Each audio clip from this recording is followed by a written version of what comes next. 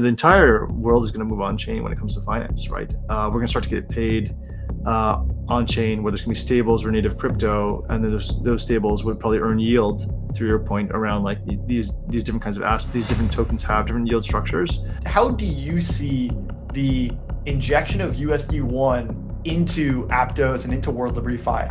How do you see this playing out as it proliferates into the rest of the Aptos DeFi ecosystem? Welcome back to The Roll Up. This is your home to learn from the biggest guests, the brightest minds at the tip of innovation.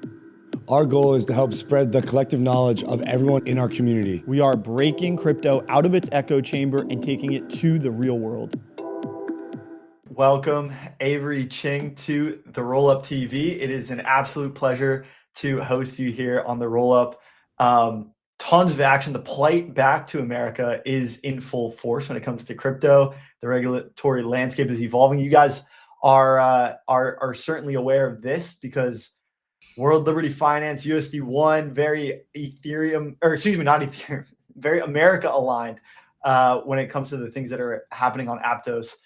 Avery, welcome to the show. It's a pleasure to have you. Fantastic to be here, Robbie. Looking forward to this. Yeah, same here. So I just got back from Singapore and Seoul and the whole conference tour. I think you did as well. It's a shame that we didn't, get to meet up out there. But one of the things that I picked up was that there's certainly a retail audience out there, but when it comes to building, it comes to institutional access and developments, it's happening right here in America. Maybe you could talk about what you're seeing on a more general note. You guys were in America, you guys were out of America, and now coming back. So maybe you could just kind of tell your story about how you saw the landscape evolve and how you were able to navigate that as a founder.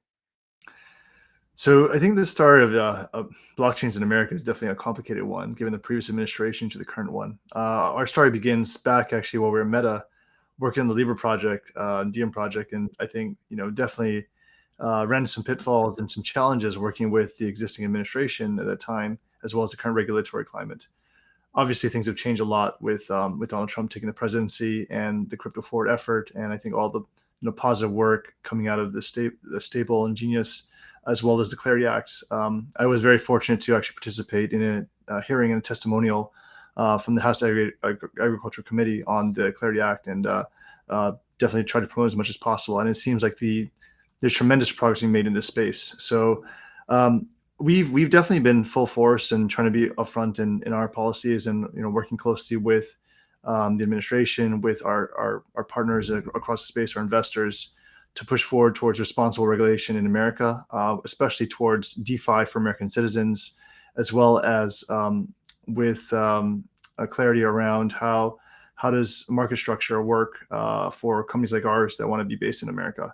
So it's been a tremendous experience. I think, talking about World Liberty Fi, they have a lot of the same goals, right? They want to see DeFi and cryptocurrency expand in America and the world beyond. And they're amazing partners to work with in this space, starting off with USD1, but then many more things to come. Well, why do you think the team backing, and obviously there's the Trump family that's affiliated with World Liberty Fi, why do you think the Trump team chose Aptos as one of the launch partners for World Liberty Fi? Yeah, we're definitely proud to be chosen as their first kind of move partner for World Liberty Fi, for USD1. I think there's just a really strong alignment of mission, right? We've met the team many times, starting from our time in Washington throughout the months until now, and we've always been looking for ways to work together. I think there's just a strong alignment of seeing the same kind of values and looking for that American innovation to be present. And we're definitely happy that they're launching their stablecoin, but it's just one of many products, right? They have a debit card announced. They have other retail apps and consumer apps being planned, and we want to do more with them. I mean, because partnering the USD1 integration with the fastest and cheapest way to move money around the world just enables it to reach many more customers, to replace existing obsolete systems, and to kind of support distribution of scale that was built for billions of people around the world. Mm-hmm.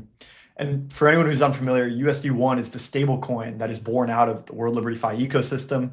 It's similar, and I think there's a lot of synergy here because World Liberty Fi is a friendly fork of Aave, and so it's actually got very similar smart contract infrastructure in the back end. It's going to be its front end will be very directed towards U.S. citizens. It'll be friendly in the U.S. and it'll have the same sort of integration that Aave has with Go, but it'll be World Liberty Fi and USD1. And this is generally part of the US's strategy for stablecoins. I think we've seen this burgeoning market for stablecoins. It's expanding. We're seeing public stablecoins, like the state of Wyoming is launching a stablecoin, private stablecoins, where Liberty Fi is going to be an issuer. I'm curious, how do you see the injection of USD1 into Aptos and into World Liberty Fi? How do you see this playing out as it proliferates into the rest of the Aptos DeFi ecosystem? What do you think the effect of, maybe generally the effect of a growth in the stablecoin supply, but then more specifically USD1, how do you think that will affect the rest of Aptos DeFi? Yeah, so going back again, Aptos was built as a payments engine, and that's kind of evolved now to global trading engine, which is like serving not just stablecoin assets moving around, but all assets in the world. But stablecoins are a huge part of that. We've got all the major stables on Aptos today: USDT, USDC, USDE, PYUSD, now USD1, and more to come for sure.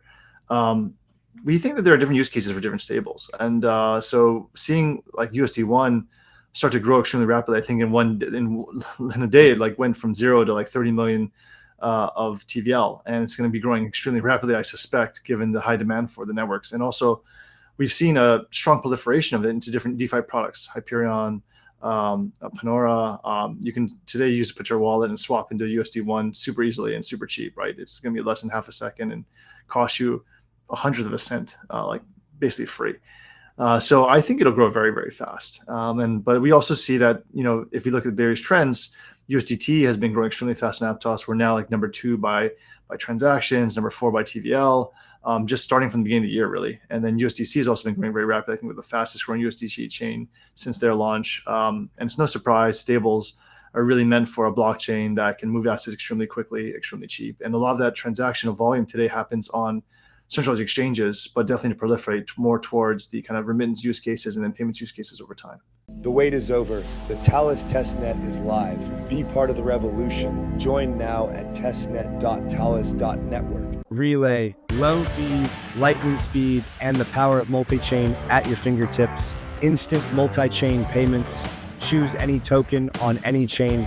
75 plus networks supported. More than 5 million users. 8 billion plus volume processed, 70 million plus transactions, fast, reliable, everywhere. Start swapping today, only on Relay. Hibachi. Provable. Trade perps with speed and security. Earn rewards. Visit hibachi.xyz. Trading on fire. I'm sure you attribute some of the TVL growth and the transaction growth. Some of that is attributable to the stablecoins, USD1, World Liberty Fi, all these successful launches. What else? What do you think is some of the primary drivers of the TVL growth in transactions, the general activity that you guys are seeing in Aptos now? I mean, if I got like paid every time someone came and told me like I used USDT on Aptos to like transfer my funds around from different networks, we wouldn't have to be working anymore. But like that's the usual use case we hear about. It's just a cheaper and faster way to send money around. You don't have to wait for those bazillion confirmations. It's there instantaneously. There's no guessing games. There's no counterparty risk. Money transfers very freely and efficiently, and that's what we really want for a global like trading engine.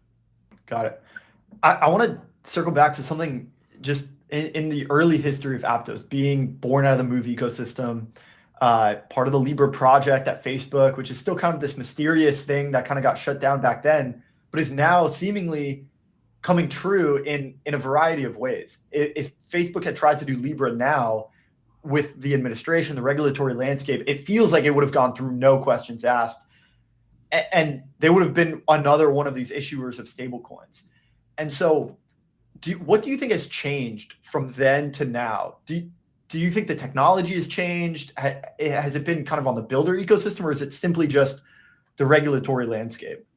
I think the regulatory landscape has changed a lot. And I think that you're absolutely right that the new administration, whatever Libra and Libra are trying to do, would definitely go through today. Just to be very transparent. But that being said, like the technology has advanced a ton. I mean, we've been able to get scalability well beyond what we could do back in our Libra DM days. And that was, meant for billions of people. But now, it's definitely a worldwide based system now. We can support more transactional volume than Visa, MasterCard, and all the other payments processors put together combined. And we can do it at a latency that's just unbelievably fast. Like that's to support not just the general payments use cases, but micropayments, streaming payments, and all deep end projects are kind of just, when you think about it, giant payment engines, right? Like you're just transferring economics from one party to another. So that's exactly what Aptos is built for. And now we can expand that mission from just like a payments engine for Instagram, WhatsApp, et cetera, to like, kind of any kind of transfer of assets and use case around the world. Yeah.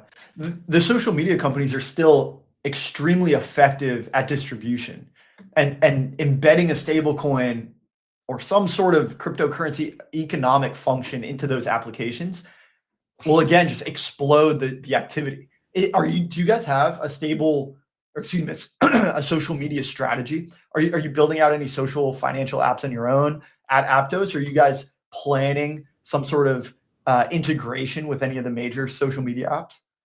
So we definitely been working closely with a lot of our remittance partners. We've got Bitso as a partner. We have CoinsPH. We have Yellow Card, and many others to come. So on the remittance side, there's a lot of use cases for money transfer around the world, especially in countries in which people kind of work for a living and then they want to send money back to their relatives. It's a really great use case. But for the social media use case, I mean, it seems so obvious, right? Like likes and other kind of emojis or like kind of reactions are definitely an inferior method compared to people kind of contributing funds toward creators. Those are much more scarce. Those are kind of not gameable, and I think a much stronger signal for content kind of upvoting and downvoting than just like someone hitting a button and spamming that with a ton of bots. And so we are definitely in deep discussions around different options for that. Another area that we kind of focus on is loyalty. So we've been working on some kind of prepayments type things with like Lotte, who's like the largest retailer in South Korea. They've already deployed voucher type programs to millions of people there and looking to expand that. So we work with very large corporations. We'll have kind of some big upcoming announcements in this space, like around how loyalty programs, how distribution of stablecoin usage towards kind of high volume applications are going to really transform the market. That's kind of really what Aptos is built really well for.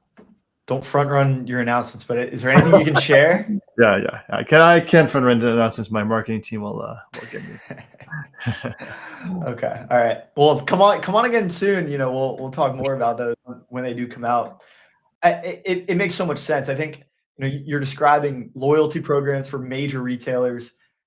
Ultimately, now it feels like the vision that again Facebook had back then, it's coming true now. It's everyone's launching a stable coin, like Walmart stablecoin, Facebook stablecoin, like World Liberty Finance stablecoin.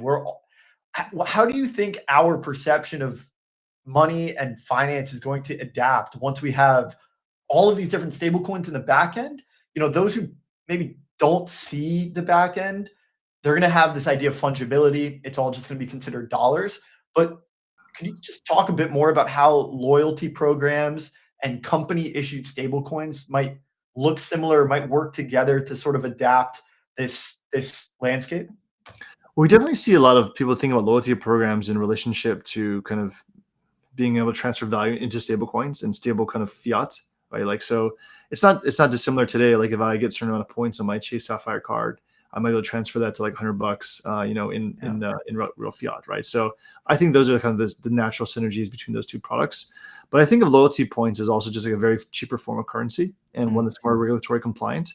So easier to start with and something that a lot of the large companies are thinking about. But this is where Aptos really shines because of its low fees, right? Because if you're going to transfer like very low values, like of like a cent or something like that across the network, you can't pay a cent for it. You can't even pay a tenth of a cent for it, right? So it's just too expensive, right? Even 100th of a cent is kind of like the bare minimum. That's like where Aptos is kind of standing alone in that category, being able to support these extremely low value transfers very effectively and efficiently, and that will work well for kind of any social media app or for loyalty points or for anything that you want to transfer value across the network. Yeah, and that's why it works so well for payments and remittances. Exactly. I'm curious. We've had a lot of stablecoin conversations on this channel with the likes of RWA experts and tokenization. These guys and generally people who are thinking a lot about this category. And there seems to be this natural sequence where you start thinking about payments and remittances, and once you build up that foundation and you kind of have the distribution network for stablecoins, the next logical step is to get yield on those stablecoins. And that could come from DeFi, but that might require some movement and some user interaction, at least how DeFi has been enabled up until this point. That's kind of where RWAs are coming in. Do you guys have, and what is Aptos's RWA strategy? Well, Aptos is definitely one of the leaders in RWAs. Just you can take a look at RWA XYZ. We're always among the top. We have tokenized money market fund and other funds from BlackRock, Franklin Templeton, Apollo, many others as well. And we work closely with Pact Protocol, who is deploying kind of smaller loans of 10 to 50K across emerging markets to help people, for instance, like buy a scooter to get a job at a delivery company, things like that. It's something I think that fits very well with kind of our background, right? We have very safe asset movement with Move. We have kind of support institutions, and we want to see a lot of the real world assets kind of making their way on chain to your point, provide different kinds of yield options. But the kind of future we see here is, the entire world is going to move on chain when it comes to finance, right? We're going to start to get paid on chain, where there's going to be stables or native crypto, and then those stables would probably earn yield, through your point, around like these different kinds of assets. These different tokens have different yield structures.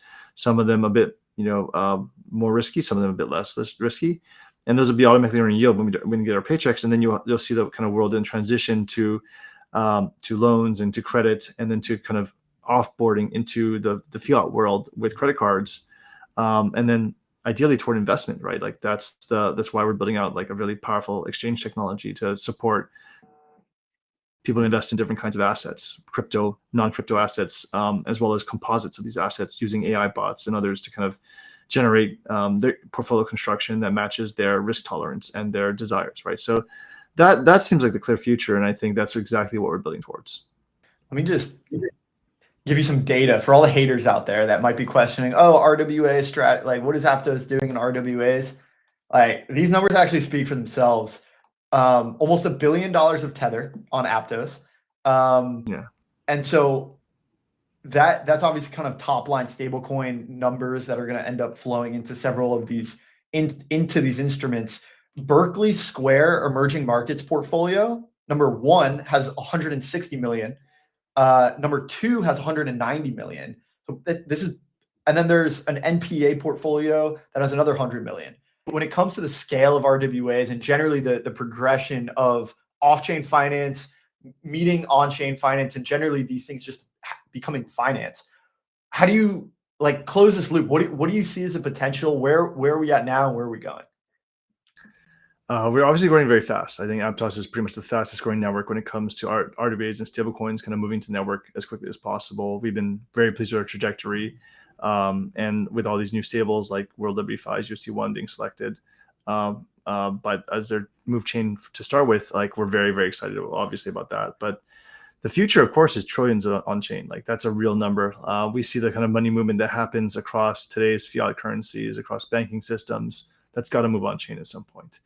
For the efficiencies we mentioned, like there's no other system that can move money as quickly and as efficiently and as safely as possible than the blockchain, and then specifically Aptos.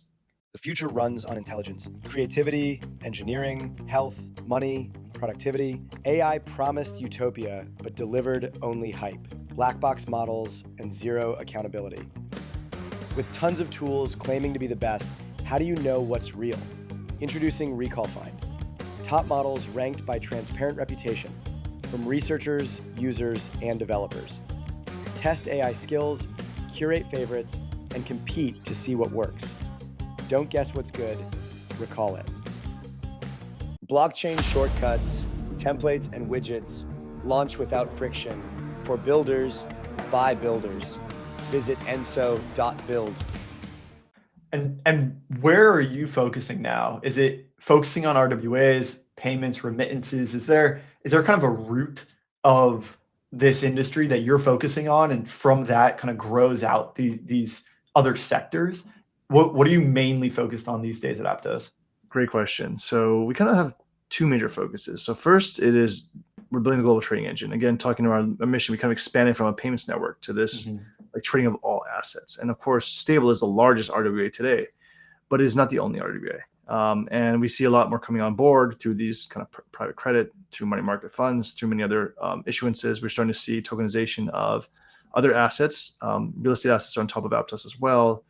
through a company called PropBase, but much more expansion to come in the future on that side. But trading in general, we feel is a very kind of underserved market. We've definitely seen the likes of Hyperliquid and Aster kind of capturing minds and attention, but the reality is the centralized exchange market is a $50 billion a year plus industry that is not able to provide the kind of asset access to both users and assets and even trust that a decentralized exchange can do. And so I think we're just scratching the surface, like Hyperliquid and Aster scratching the surface of what can be done, but there's a lot more to do here. And it kind of requires, I think, a complete redesign of the entire stack. And this is where I think we have a huge edge, because with the Move language, with the Aptos blockchain, we already have a great foundation, of course, with our like extremely performant infrastructure. But now we're adding in specific kind of key exchange principles that are important. Like how do we, give a slight edge to market makers versus kind of takers through a priority or last look type features? How do we support the ability to kind of prevent any kind of MEV type attacks on traders? Like it's horrible to think about when I trade on certain kind of exchange blockchains, I get front run or I get sandwich attacked. And yes, those profits go back to network to some degree, but nobody wants that experience as a trader. It's not what we've seen in existing trading systems, right? So the ability for us to, hide those transactions, encrypt those transactions until they're ordered prevents that from happening at all. But that requires, again, really redesigning the entire stack around these kind of features and performance, and then supporting trading operations at a scale that's not possible elsewhere. It's not a general purpose smart contracts language. It's not going to work. You need to have very specific trading primitives enshrined into the core VM, into the language itself, and then kind of the interoperability with other parts of the DeFi ecosystem, including stables. So we're very focused on building the global trading engine and fastest exchange of assets. We have a project called Decibel we've been working alongside with to make this happen, a full stack exchange for both perps and spot. And of course, other Aptos ecosystem projects that are going to work in the same space will benefit from all these features. So that's one thing that we're very, very focused on. We think that is a important part of the future landscape of crypto. The second area that's also important to us is going to be around decentralized compute, cloud compute. And at first, we might think that's very different, but we kind of think of these things as very complementary. You have on the cloud side, huge opportunities. Like there's no real technology in the space that can be meant to serve any of the cloud workloads that centralized cloud providers have, like the AWSs, the Azures, the GCPs of the world. And so we've been working closely with Jump Crypto on a new project called Shelby, which is the first hot, like kind of real-time decentralized storage that can serve like sub-second reads. This means you can kind of build out great creator platforms, have the decentralized TikTok, decentralized YouTube. You talked about social earlier. This is the missing piece, to have decentralized kind of social platforms paired with payments engines and Rails to kind of support creators in an unprecedented scale. Then you have kind of course, AI is blowing up, right? The Oracle just signed a $300 billion a year contract, not billion a year contract, but a $300 billion contract with OpenAI, right? And that's a massive contract. The space itself is a $300 billion space, growing 30% year over year. And so for us to kind of support these AI use cases around data licensing, data modeling, data usage, training, inference, all this other stuff, we think Shelby is a key component of that infrastructure. And the last use case is like for enterprises. So folks like the NASDAQ actually have more than half their business actually happening. It's not part of the exchange, but the offline analytics and services that come after that. Be able to service those markets and support those infrastructures that traditionally use cloud, but they're really about sharing data across the world, having those feeds proliferate, having analytics built on top of it. Like those kind of use cases are also very important and can be done on more effectively and more performantly on top of decentralized infra. So these kind of, in summary, like again, global trading engine, decentralized cloud are our two focuses. And these are like, on the cloud side, we see as like value creation. And on the exchange side, we see more as the value exchange. And so they're very complementary to each other. Absolutely. And these are core pieces of the technology that are innovating on finance. And I think we're just continuing to see the integration and convergence between finance and technology to make our financial system more efficient. And the Shelby partnership sounds really, really cool. Jump Crypto, curious to learn more about that. But I just want to have a last couple questions because you also announced a recent partnership with Chainlink CCIP is coming to Aptos. And this, again, just opens up the door for more efficiency, more capital efficiency, and a generally more performant economy. Maybe you could just say a little bit about how the partnership with Chainlink is happening and generally what CCIP brings to Aptos. Yeah, we've been very pleased to work with alongside partners like Chainlink and Aave, who all kind of work very closely together in this space to bring what we call like very trusted financial services on chain, right? So obviously very trusted, used by World LibertyFi, deployed to Aptos as kind of the first non-EVM chain, and then like Chainlink, kind of we were the first move chain, working alongside them to kind of bring on their real-world assets on the network. And I think there are huge partners in how we support World LibertyFi's USD1. So yeah, we're very pleased to work with such credible and trusted institutions on bringing DeFi and finance on chain. Awesome, Avery. Well, thank you so much for joining. It was an absolute pleasure, and you guys have a great network of partners. I'd love to bring you on again next time you come and announce another great partnership, and we continue to talk about it. Absolutely, it's been a pleasure, Robbie.